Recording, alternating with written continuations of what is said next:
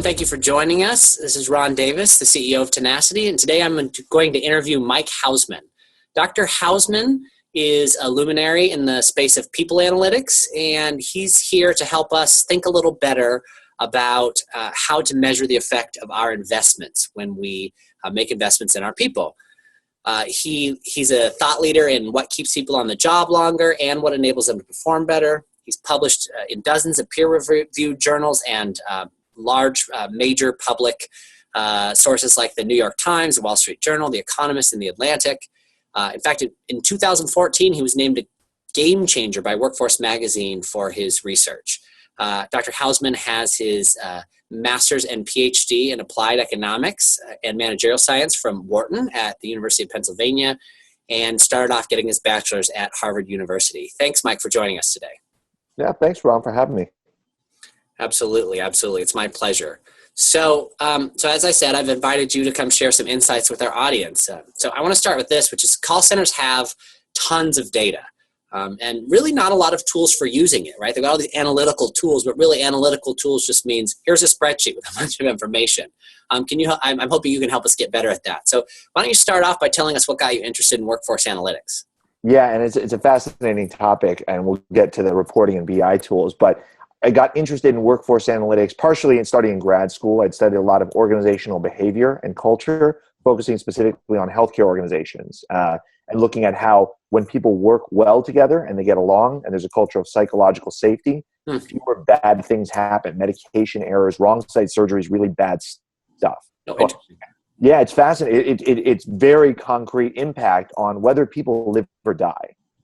That said, I wanted to take a step aside from healthcare and say, well, what about non-healthcare settings? What about your average office-based setting? What about a call center? So I joined forces with Max Simkoff at Evolve and helped build out the data science function there.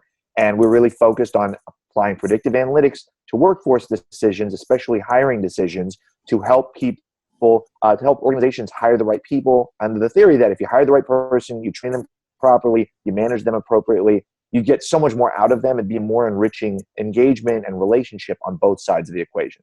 And I assume the data bore that out? Oh yeah, absolutely. We've done a ton of research that finds, I was always, for me, the biggest surprise was I came in thinking, it's all about the raw talent. If you get the right person in the door, everything takes care of themselves. And so that decision, who to hire, is the most important.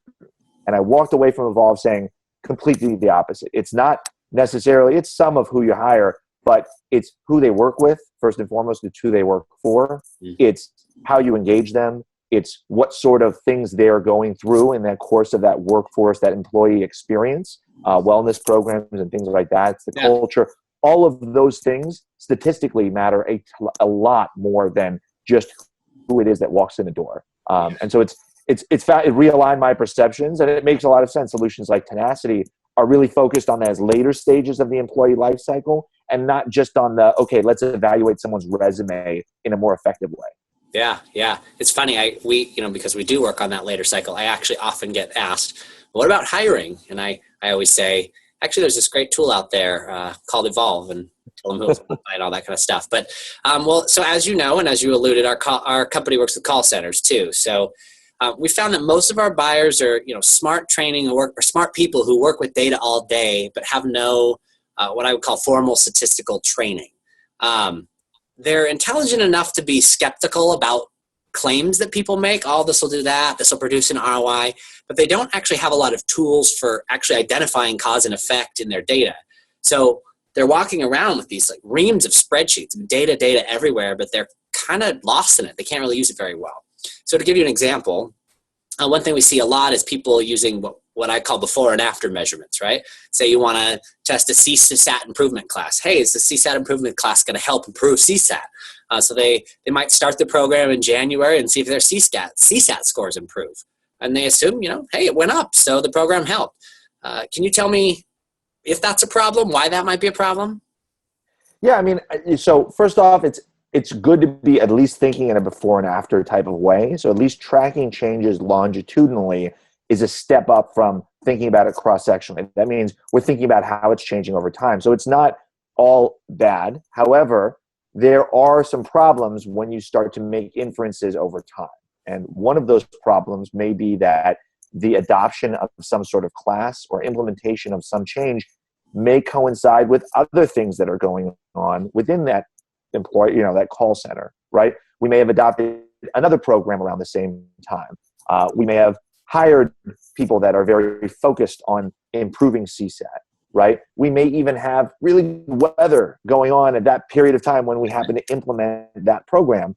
And all of those things, unfortunately, influence CSAT. And as a result, it makes it really hard to make a causal claim about what was the specific impact of that class. So if I roll it out in January, my scores are up in February, I don't know if the class is why they're up. Exactly. It doesn't necessarily refute what you're saying. No. If you see the scores go up, it's entirely possible the class was partially attributable to that. But the actual impact of the class could be greater or less than what you're actually seeing in the data. You just don't know, basically. Exactly. Okay. What about benchmarking? I see before and after the most, right? We changed the size of the cubicles, and now average handle times are different. So cubicles fix handle time, and I always kind of ask the questions. I like the weather example. Are you sure it wasn't the weather? Did the weather change? Which is basically we don't know, right? What pushes all these outcomes up or down? But what about benchmarking? So say you put the CSAT class in Tempe, and you've got a similar center, answering the same kind of calls in Jacksonville, and you compare the effect. Maybe the CSAT score goes up a little bit in Tempe. What would that tell you? Did the CSAT score class improve scores or not? I hate to say that the answer is, again, it's maybe, right? So the good news about doing benchmarking and comparing one center to another is now we're actually starting to get at some of the things that might have driven both centers up or down at the same time, right? Think about corporate initiatives, or maybe we just had performance reviews, or maybe there's something that's going on in corporate that's impacting both offices, right? They happen to also decide that they were going to offer free lunches on Tuesday in both, whatever the case may be. So now we're actually, because we're looking at the two centers in comparison to one another, we're eliminating the impact of things that are occurring concurrently in both of those offices. Okay. But there's still probably things going on different in Tempe than there are in, what was the other location? Jacksonville. Mississippi. Yep. So they're in two different locations. Once again, the weather could have an impact. There could be a different set of policies in Tempe that there are in Jacksonville. So it at least helps us get at some of those. Remember, if there's all sorts of stuff that can have an impact, now we're taking stuff off the table, but we haven't really isolated the true impact of that class. Yeah, as you say that, I think about back to something you said earlier, which is that people matter so much. I mean, you have different managers, right, on the ground in Tempe and Jacksonville too, right? Or they may have turned over or something like that. So you could have very different group dynamics, different cultures. Yeah, there are things, even if it's from the same company, answering the same calls, it could be different. That's helpful. And actually, we see this in BPOs. I hadn't thought of this, but a lot of BPOs have a lot of legacy systems, right? Because they've bought up other companies. So they're actually often using different technology to answer the same calls. Okay. That's helpful. So it's rough too, though, right? So if you can't do before and after, and you can't do benchmarking, you've pretty much eliminated the usual toolbox. Do you need a doctoral degree in statistics from Princeton to figure this out? So the good news is you don't. There are still some tricks and tools that are left that can help us get at that notion of like, what's the true impact of this CSAT class? Okay. And some of them involve, let's say we focus on one center, right? So we're not looking at differences across centers.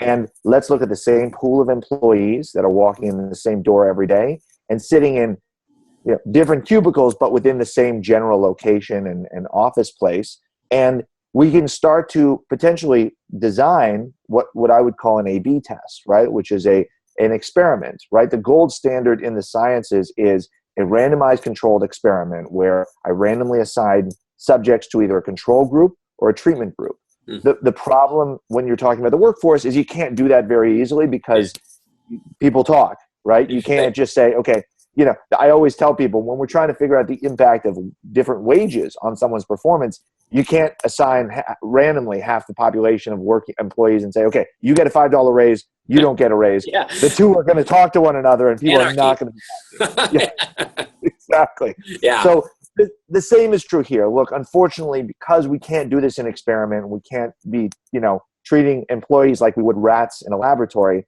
We can still design as close as possible what I would consider an A/B test, which Okay. is making an intervention available to those employees, right? And hopefully you're going to see different adoption rates. In an ideal world, you would prescribe to one group that they, do this, and that the other group that they don't.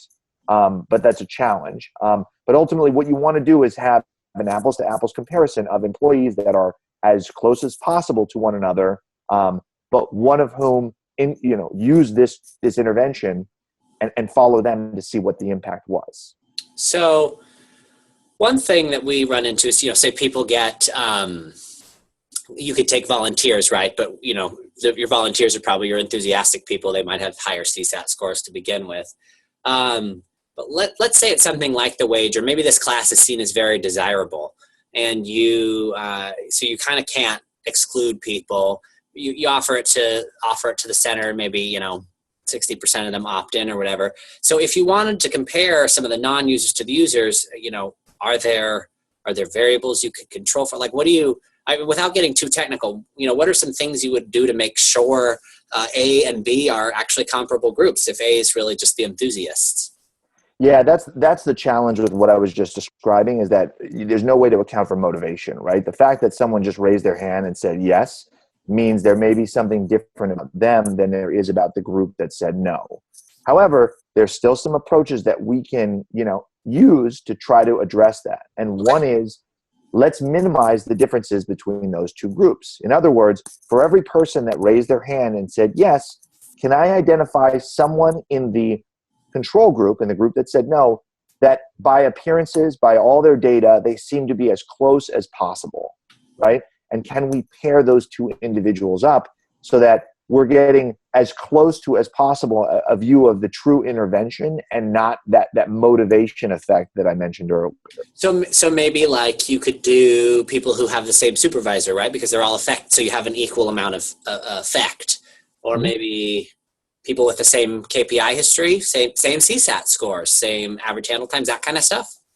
Yeah, all of those are valid. Really, any data that you have available can be used to make a better propensity score. So I think, the key is if you can try to make them as close as possible. Now this whole exercise has been, let's hack away at all the different sources of variation that could be driving this change other than the CSAT class.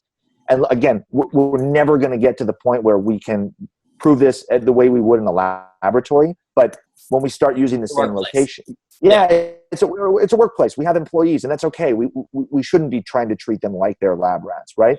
But the more that we can try to eliminate all these other sources of variation in the CSAT scores, the more that we're going to do a better job at isolating the true impact of this one class. Okay, so say, for the CSAT class, let's bring it back to that. Let's say it's not, nobody cares if they have the CSAT class or not. You might actually be able to randomize who gets it. Is that also true? Then you actually would be able to test pretty with quite a bit of certainty. Yeah, absolutely. I would say this, that if folks were pretty indifferent, and if I could enroll a certain number of people in the class and not enroll a certain number of people, and they would follow that recommendation, I would actually consider that to be the gold standard here, right? A true experimental design.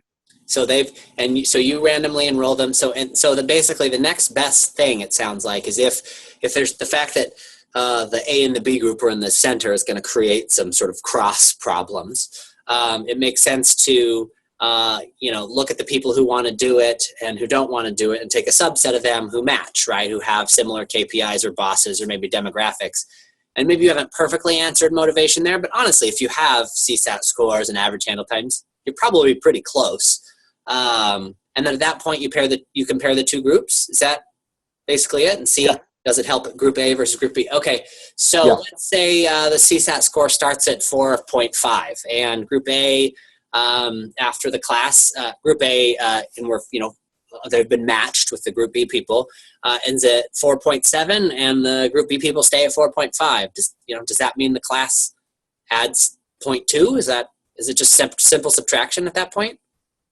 Yeah, I mean, well, it gets a little trickier than that when you're running like a regression and you want to control for a lot of different factors. But in all honesty, at first blush, doing that simple subtraction isn't far off. That's how I would at least get a sense of what the magnitude is. Okay. The true, again, I don't want to bog everyone down with the details. You'd run a multivariate regression and include variables in there that represent, all these other things that could influence someone's performance along with the intervention. That's the truer way to do it. But in all honesty, if you design the experiment in this way, you could do the simple math, and I wouldn't disbelieve that result, right? It might be off a little bit here or there, but at the end of the day, it'd be pretty close to the actual answer. So why don't I ask the question a different way, but very similarly. So say that you can be pretty certain that your two groups are comparable, right? You randomize who gets it, nobody's upset, that sort of thing.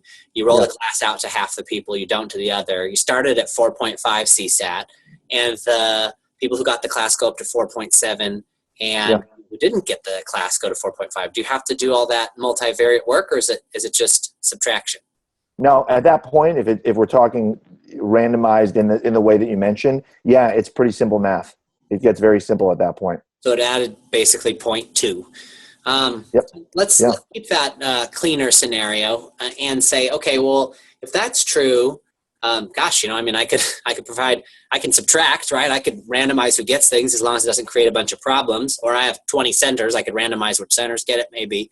What if you do the same thing? You go in and there's a CSAT improvement class, and the average is 4.5, for the both groups before the class, and after the people who took the class go down to 4.3, and the people who don't take the class go down to 4.1. That to me looks paradoxical, right? It looks like they added.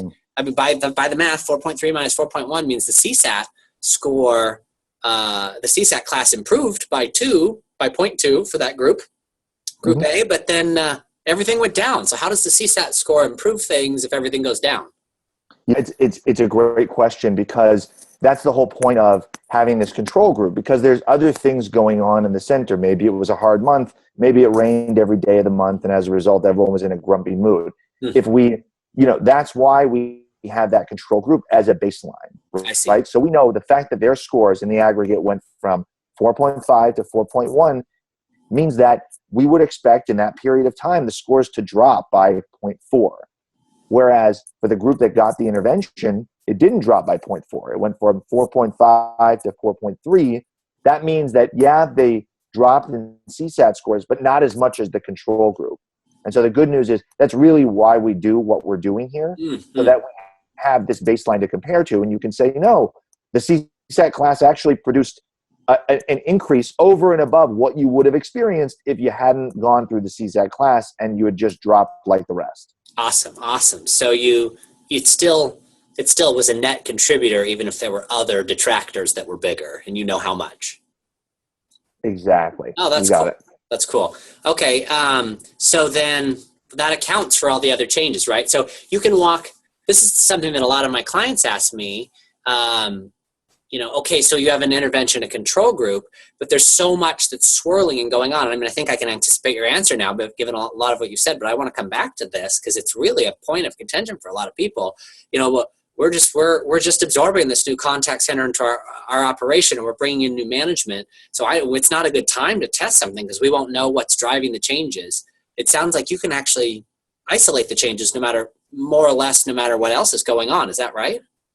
Yeah, exactly. It's the same as the example we just talked about, which is there could be a lot of other things going on, but if you implement this experiment, this test in the right way, if you design it in the right way, you'll get a very high fidelity measure of the true impact of this class, regardless of what is going on around. And I like to emphasize that, the funny thing about econometrics, not to get on my sort of academic high horse, but the funny thing about econometrics is there are all these tools for handling situations where you can't design an experiment, right? We're given data after the fact. We have to come up with clever ways to handle it. But in a case like this where you're seeing through an intervention, you can design those conditions and you don't have to do all that sort of fancy math work. Yeah. Exactly. Yeah.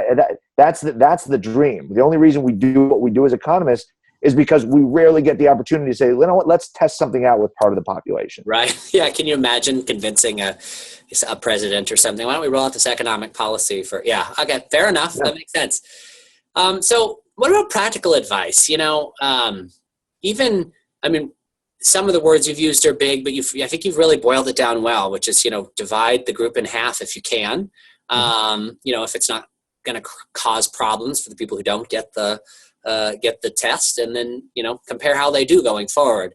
But there's still some, there were some of these cases that are on the edge where it might be hard to do that. And so you have to do some, making sure the variables match and all that kind of stuff.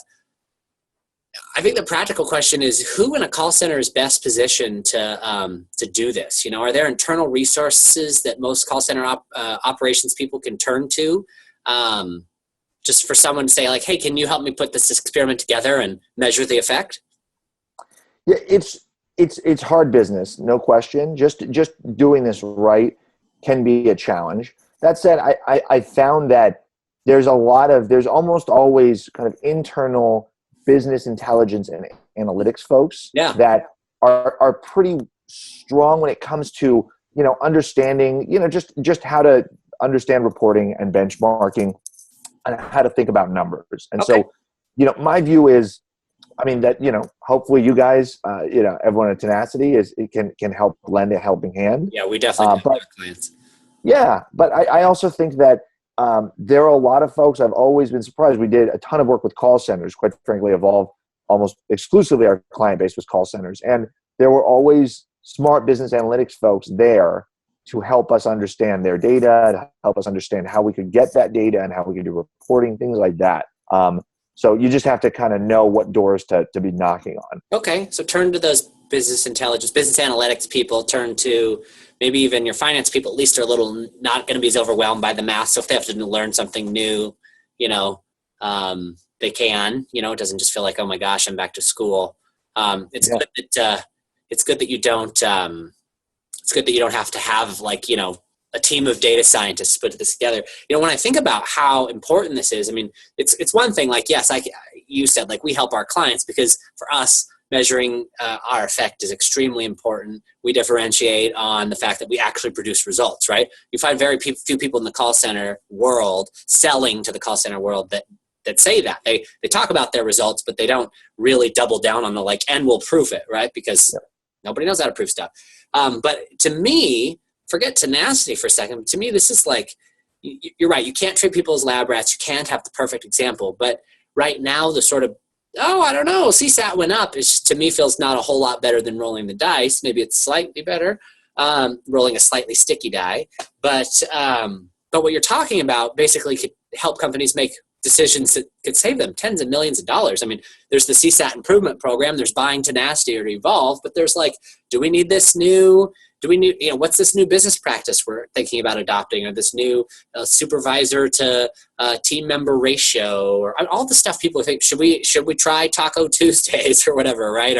Or should we buy this new $100 million software program, and try the $10 million version across, half year. Anyway, it just seems to me like you could actually measure ROI this way, which is cool because everybody talks about ROI all the time, but if you don't know what's causing your effects, you can't know your ROI. Yeah, no, I completely agree. It's super important. And, look, as an economist or just kind of someone who likes to use data to make decisions, you want to avoid we call type 1 or type 2 errors, false positives or false negatives. That means you're evaluating a program. The worst thing you can do is decide, okay, this wasn't a good program when it actually was, or the opposite. Right. Right. And so really what all of these tools are meant to do is to help minimize the likelihood that one of those occurs. If Tenacity or Evolve or any other invention is really, really valuable, you want to make sure that you're picking up on that, right? And not passing up on a really valuable opportunity, right? And it sounds like you could, depending on the circumstances, you could apply that to anything. You could apply it to hardware, you could apply it to software, could apply it to business practices. It's actually, the opportunities are endless to figure out how to spend your money better. That's cool. Yeah. Well, hey, Absolutely. I really appreciate this. I've spoken to a lot of call center people who are overwhelmed by this topic, and I think this will be actually a very direct, usable tool for a lot of them, or it will be the first step toward actually really just getting someone in their organization to design simple experiments that can save them millions potentially, or at least tens of thousands of dollars at the least. And so you have made the world a little bit better place today. Hopefully, a lot of people will get to see this and learn from it. Thank you so much for joining us. Yeah, thanks so much. It was a lot of fun. Yeah, thank you.